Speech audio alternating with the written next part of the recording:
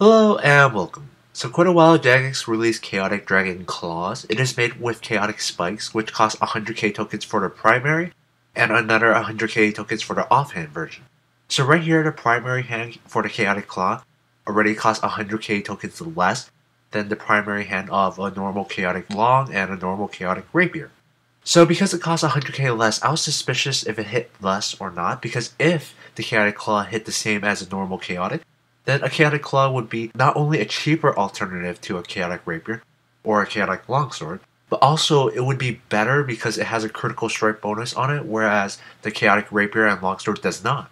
So before showing what the weapons actually hit and how they compare with abilities, I want to address a huge misconception many people seem to have about stats on a weapon. So first off, weapon damage does matter, but the speed of the weapon also does matter in calculating the damage. This can be shown in the following clip. So here I'm showing how the Chaotic Claw on the left and how the Chaotic Longsword on the right compare to each other. Even though they have different damage on the weapon themselves, they hit just about the same. And here I'm using the ability Slice that offers a 10% critical hit bonus, and well, both weapons hit about the same.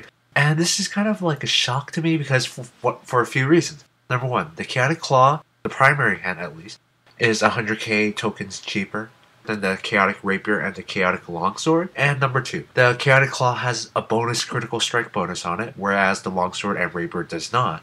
So since they hit about the same, this kind of makes the Chaotic Claw a very worthwhile item. But only for a few situations would it be useful.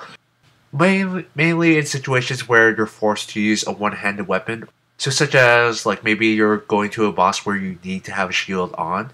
So maybe if you're going Kalphite King and you're going conservative instead of DPS, you could bring a Chaotic Claw and a shield, and it would be better than any other one-handed chaotic weapon. Second scenario would be if you're killing dragons, like the Queen Black Dragon, where you need to have an anti-fire shield on. If you don't have 85 Herblore for super anti-fire, then a Chaotic Claw would be very useful in that situation over the other Chaotic Rapier and Longsword. So basically, in any situation where you need to have a one-handed weapon, a Chaotic Dragon Claw would be the better choice than buying a Chaotic Rapier or a Chaotic Longsword. But remember that a Chaotic Maul is still better than the dual-wielding Chaotix because dual-wielding is still broken. So a Chaotic Maul is good if you don't need a shield, but if you do need a shield, a Chaotic Dragon Claw is best.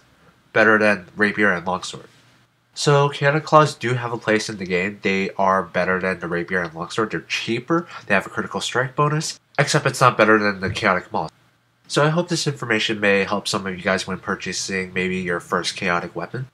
So I don't see the Chaotic Longsword being useful anymore. I do see the Chaotic Rapier being only useful for stab. But besides that, thank you very much for watching and have a nice day.